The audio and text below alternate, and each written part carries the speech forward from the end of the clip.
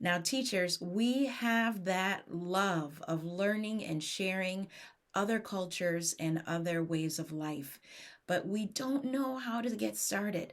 And here I am today to help you get on your multicultural educational journey. So, in today's episode, I'm going to give you some really great examples that you can turn around and do in your classroom today. All right, let's get started.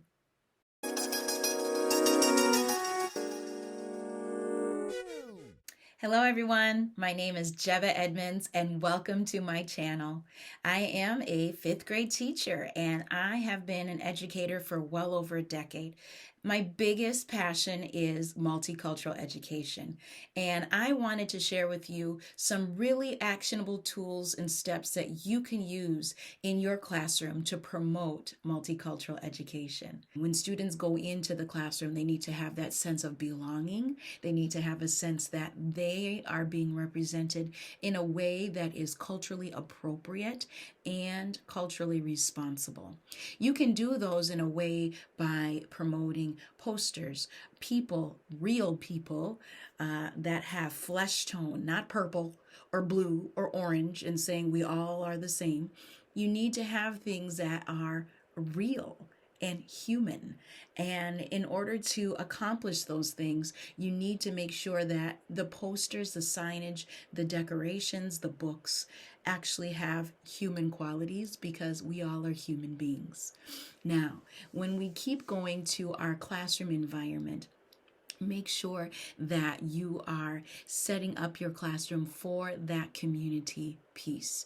Now, culture doesn't necessarily have to mean ethnicity. Some people love to share their ethnicity with others, and some people might not know what their cultural background is. And so, in a way of sharing your culture can be for everybody who can share their family's way of life, their family's traditions with the classroom.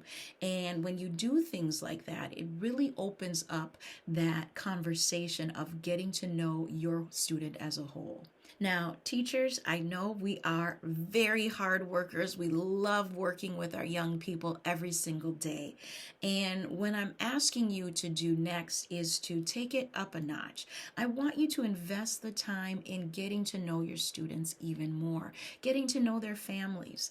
I can't tell you how many times that when I would be in the classroom setting and trying to understand my students, I'm asking them about their favorite games they play. I'm asking them about a recipe they would like to share with the class or their favorite foods. Usually, what I love to do at the end of the school year is we do a showcase where students had studied their origin or where their families say that their heritage comes from.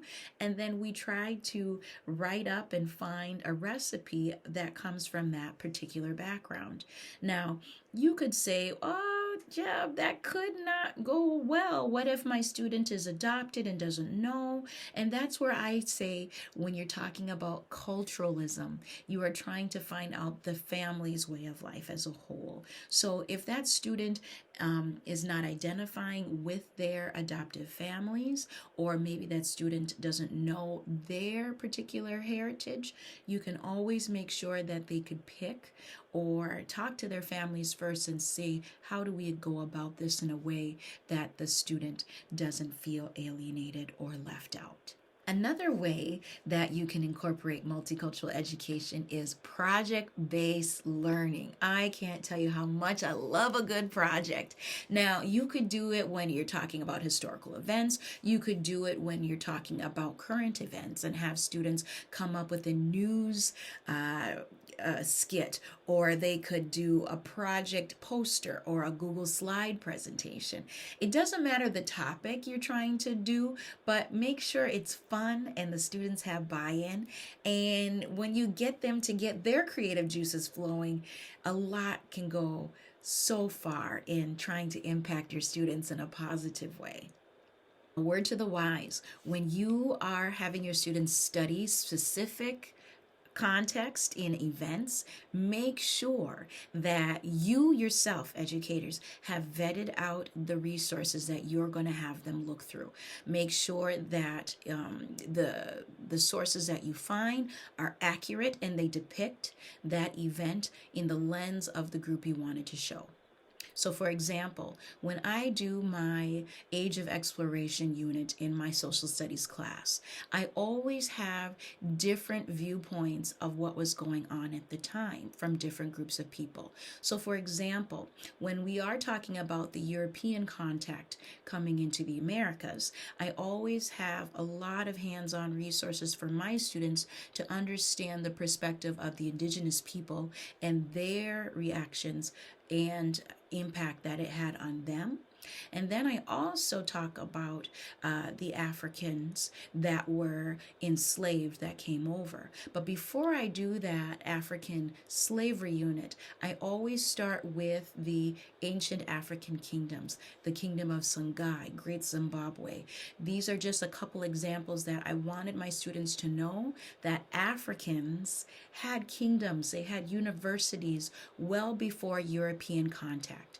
That is so important, especially in American classrooms where we always start off the jump with slavery, then civil rights, and then present day.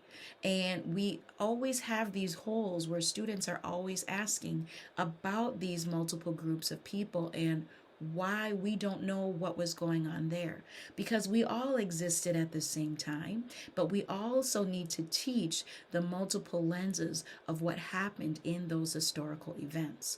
And that can also go with current events as well.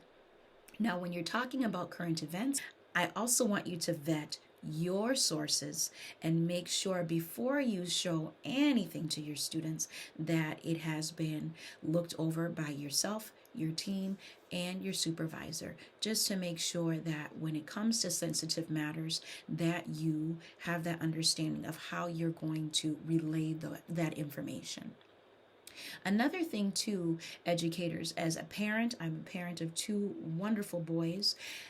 I always want to make sure when I'm talking about historical context that my parents in my classroom know what material I'm going to be discussing.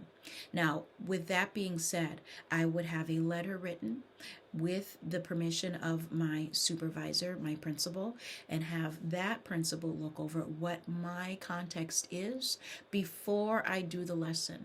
I feel like parents sometimes need to prepare their children before you go into these types of educational curriculum. I feel like parents always have the right to opt out. It is not up to us educators to say, why aren't they there? We're talking about them kind of an attitude. I feel like as an educator and as a parent, the heads up method always goes well. No one wants to be caught off guard with surprise. And when you are a member of that group that is going to be harmed in the context or treated in a way that is upsetting, parents need to understand what you're planning on doing, and then it's up to them to decide what they feel is best for their child. I'm so happy that you are here on this multicultural educational journey with me, everyone. And I just wanted to say, make sure you click on to the next video so you can watch and learn from more of my multicultural educational practice and what I use in my classroom. I would love for you to hit that subscribe button. And if you'd like more information and order my lesson plans, that is right here for you. Go to my website, jebehedmunds.com. Take care.